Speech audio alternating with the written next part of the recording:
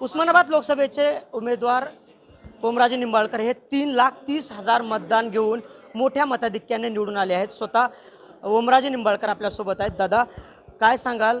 इतकी अपेक्षा होती, वाटलं होतं एवढ्या मतांनी निवडून याल? सामान्य माणसाच्या कामाला पडल्याच्या नंतर सामान्य माणसाचे प्रश्न ज्या सभागृहाचे आपण सदस्य आहेत त्या सभागृहात त्यांचा सदस्य म्हणून, त्यांचा प्रतिनिधी म्हणून काम केल्याच्या नंतर मला वाटते लोकांनी त्याला दिलेला प्रतिसाद आहे। आणि सगळ्यात महत्त्वाचं, जे राजकारण महाराष्ट्रात मागच्या 2.5 वर्ष भारतीय जनता पार्टीनं केलं की स्वतःची सत्ता आहे म्हणून निवडणूक आयोगाच्या ताबा घेऊन पक्षच काढून घ्यायचा, चिन्हच काढून घ्यायचं। आता मला सांगा, शिवसेना, धनुष्यबाण आणि उद्धव साहेब यांना वेगळं केलं जाऊ शकतंय का? घड्याळ, राष्ट्रवादी काँग्रेस आणि शरदचंद्रजी पवार साहेब यांना वेगळं केलं जाऊ शकतंय का? मला वाटतं हे पाप घडवलं भारतीय जनता पार्टीनं। एवढंच नाही, भ्रष्टाचाराचे आरोप करायचे, ईडीच्या नोटिसा द्यायच्या, आणि जर तो माणूस आपल्याबरोबर आला तर चौकशा बंद। महाराष्ट्रातल्या जनतेला काय दूधखोळी समजले का आपण? त्याच्या पुढचा ह्यांची मजल गेली होती की आता आम्हाला 400 द्या, आम्ही संविधानच बदलून टाकतो। लोकांनी आणलं जमिनीवर सगळं विमान। आता तिसऱ्या टप्प्यानंतर आपण काही ठिकाणी प्रचाराला देखील गेलात, त्या ठिकाणच्या देखील जागा निवडून आल्या आहेत। काय म्हणजे लोकांनी काय इतकं चेंजेस केले, काय वाटतं तुम्हाला?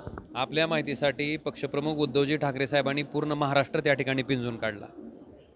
आदरणीय शरदचंद्रजी पवार साहेबांनी ह्या वयात सुद्धा पूर्ण महाराष्ट्र पिंजून काढला। आदरणीय आमचे युवासेना प्रमुख आदित्यजी ठाकरे साहेब यांनी पायाला भिंगरी लावल्याप्रमाणे पूर्ण महाराष्ट्रात त्या ठिकाणी जाऊन लोकांना परिस्थिती सांगितली। हे सरकार कशा पद्धतीनं वागतंय, यांना लोकशाही टिकवायची नाही। मला वाटतं त्याचंच हे फलित आहे की आज महाविकास आघाडीला इतक्या प्रचंड प्रमाणात जागा आलेला आपल्याला महाराष्ट्रात दिसत आहेत। तर येत्या काळात विधानसभेच्या निवडणुका आहेत, काय वाटतं असं चित्र असेल विधानसभेच्या निवडणुकीमध्ये? मी तुम्हाला सांगतो की लोकसभा फक्त झाकी आहे, विधानसभा आता बाकी आहे। काय वाटतं किती जागा येतील विधानसभेत? दिसेल तुम्हाला। लोक बघा आता ही जी गुवाहाटी, पुन्हा काय गुवाहाटीहून कुठं सुरत मार्गे गुवाहाटी, गुवाहाटीहून पुन्हा गोवा, गोवा मार्गे मुंबई, त्यांना आलेलं कळलं आता काय असतं इथं। एकीकडे काँग्रेस दादा सरकार बनवण्याचा प्रयत्न करते, काय वाटतं सरकार बनेल? बघू आता। मला वाटतं ही सगळी वरिष्ठ नेते मंडळाच्या हातातली गोष्ट आहे।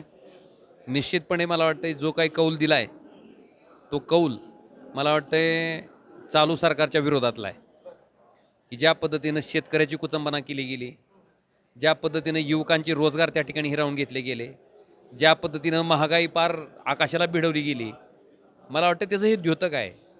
त्याच्या माध्यमातून जनतेनं सनसनीत दिलेली एक चपराक आहे। मला वाटतं ह्याच्या माध्यमातून, ह्याच्या आधारे निश्चितपणे महाविकास आघाडीला, इंडिया आघाडीला अधिकार आहे सरकार बनवण्याचा, बनवतील।